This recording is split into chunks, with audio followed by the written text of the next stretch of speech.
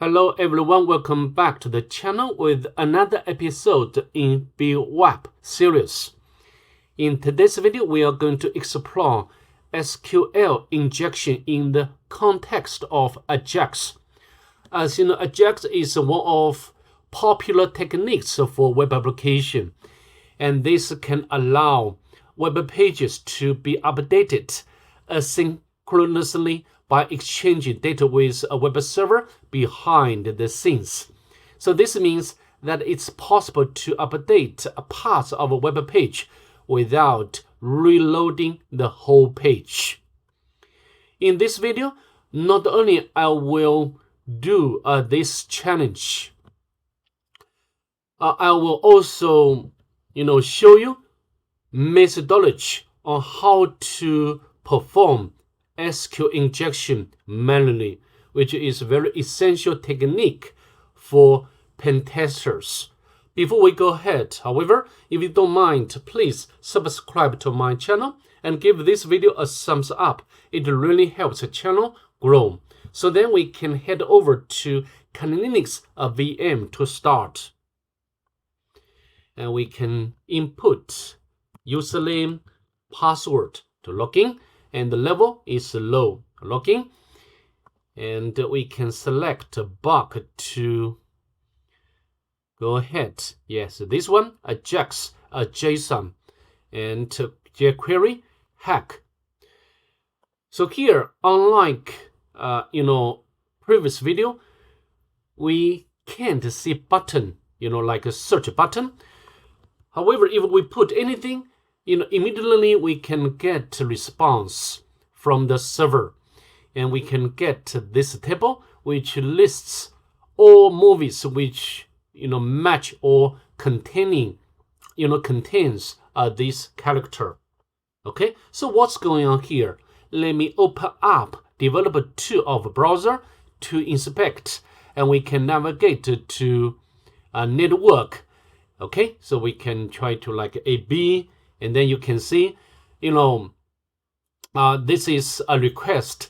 The request was sent to the server automatically in the background.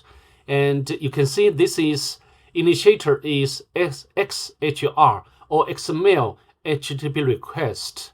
Okay, so now let me, this is the only difference between AJAX and other or common HTTP requests. So before we perform SQL injection, I'd like to summarize key steps on how to perform SQL injection manually. Okay, although we can make use of tools like SQL Map to automate this process. However, just as I said, we cannot become script kiddie, right? So now I think I'd like to open up the notebook and to summarize the major steps, although I will not cover all steps in this video because this will cost a lot of time. And I have already covered this methodology many times. If you have already followed my channel, you know this very well. Okay, so the step 1, we need to determine whether SQL injection exists. Okay, exists. And step 2, we need to determine. Also, we need to determine the type of context. The string or numeric. And the different type requires different payload to inject. Okay, and the next step, we need to determine the numbers of columns. I mean, how many columns are involved in SQL query. Okay, step 3, determine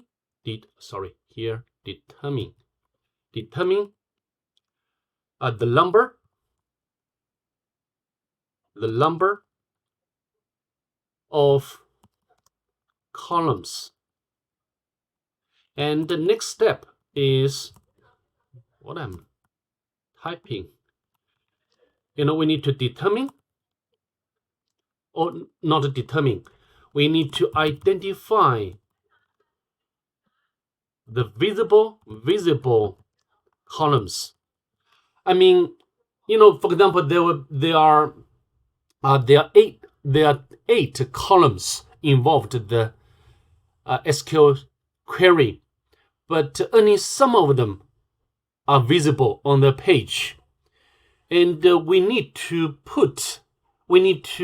remember which column or columns are visible, because afterwards we need to put the data we want to retrieve into those columns. Okay? And next step is to enumerate database information. And for example, if the database is MySQL, so we can use default database of information schema. Okay. Next, we need to enumerate tables, and we can use the same default database. Okay, and enumerate columns. And next, we can retrieve data. Okay, so this is a bit standard methodology when we perform SQL injection. Okay, although as you know, SQL injection can be varied, like blind SQL injection, time-based injection, error-based injection. There will be various types of injection. But what I have talked is the common or standard methodology for SQL injection. With that being said, let's go back to the browser and to perform SQL injection. Let me close this one. For example, I'd like to know whether this application is vulnerable to SQL injection, and we can like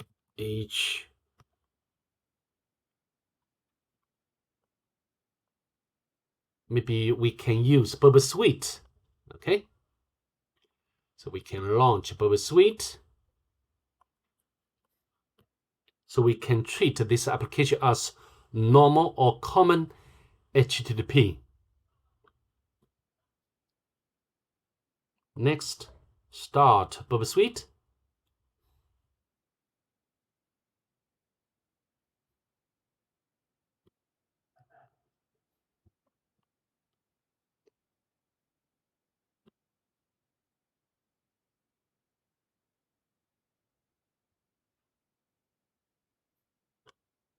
Make Burp Suite larger and enable intercept option.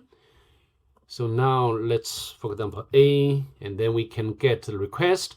We can choose any of them and send it to repeater or module. Here we can do something like so title here A, and send it. And let's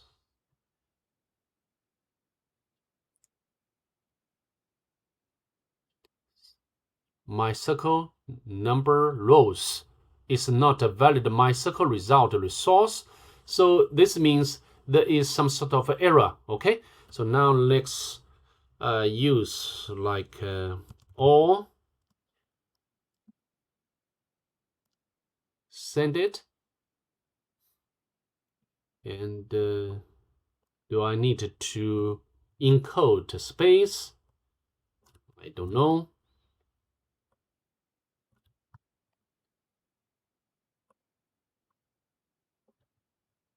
And send it, and then we can get the list of movies. So this means indeed the application is vulnerable to SQL injection, even we can know the context in this case is string, not numeric. Okay, so next, so when we do this type of injection, I think it's better to use Burp Suite, and sometimes we need to encode the payload. All right, so next we need to determine the number of columns. So how to do? We can make use of order by. Okay, so we can order by, for example, like a 10 column. And we also need to encode the space to let it work properly. And also this one, and this space, send it. Oh, we got error. So I believe, but supplied argument is not a valid MySQL. Make sure maybe we can reduce this number and to see whether this payload can work. But we got something different.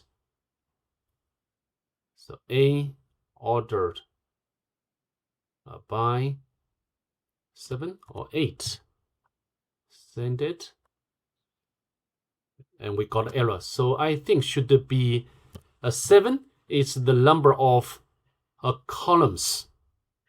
Okay, but the response, this is empty list. It doesn't okay. It's fine. It doesn't matter. Sorry. So now we need to determine which column is visible. Okay. So in order for us to do that, we need to make use of another statement, union select. Okay. Let me remove this payload and union select 1, 2, 3, 4, 5, 6, 7. And so we also need to encode space and this space and this space and this space, the last one. Okay, and send it. And maybe we can we cannot render this case because this is, so why cannot render anyway? Or because the return data is the JSON data. So 1,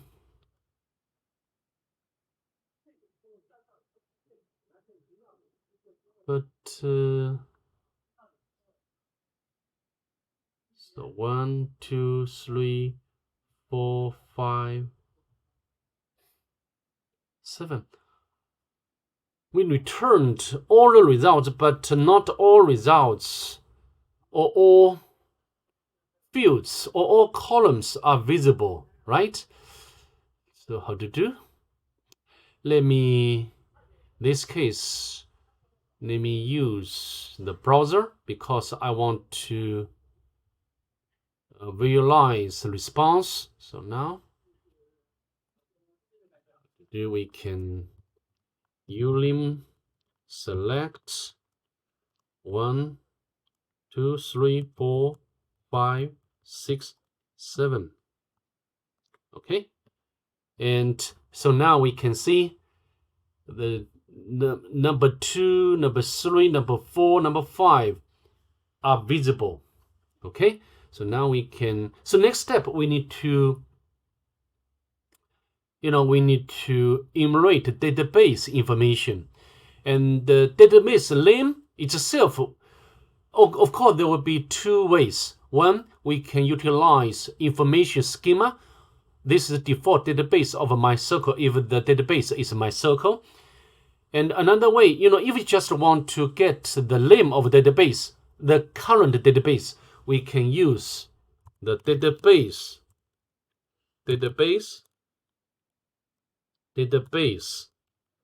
function.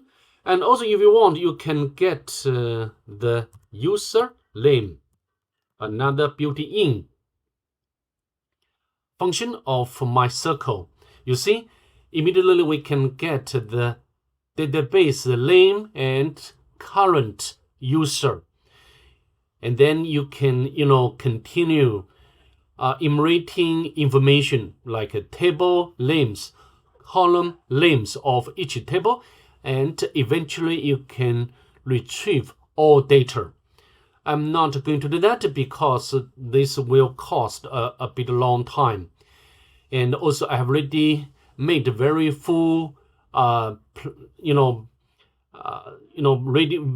about this process. Okay, you can check it out in my channel. And this is the low SQL level.